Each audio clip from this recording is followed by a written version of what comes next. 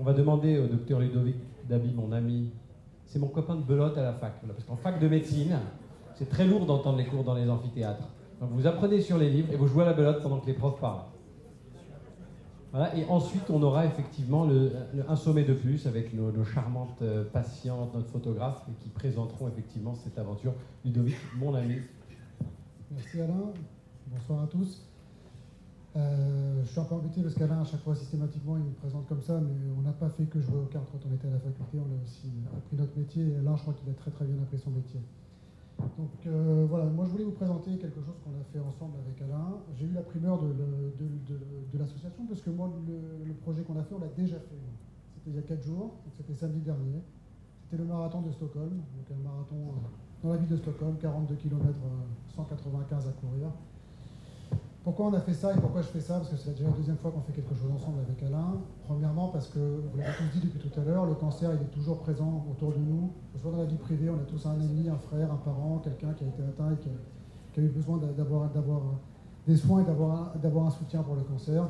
Et moi évidemment je suis médecin urgentiste et de par mon activité on est quand même très souvent amené à voir les gens qui ont des cancers, mais malheureusement on est très souvent amené à les voir dans des situations qui sont beaucoup plus compliquées que ça n'est, donc régulièrement dans un problème d'urgence. Et donc l'idée qu'on a eue avec Alain, déjà depuis, ça fait déjà 1 an qu'on fait ça, c'est d'essayer comme disait mon ami Alain tout à l'heure dans son film, de ne garder que les choses bonnes du cancer. Et donc d'essayer d'associer le cancer à des éléments positifs.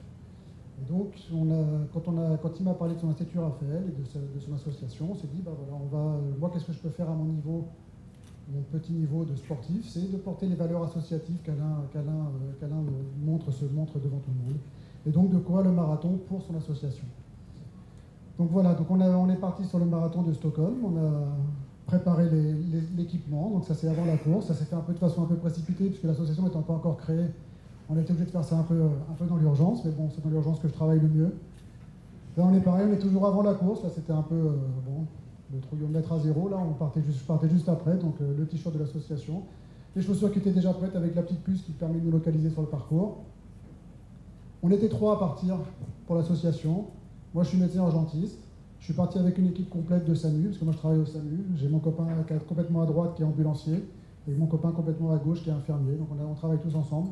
On a fait une équipe entière de SAMU, on est parti pour l'association courir ce marathon.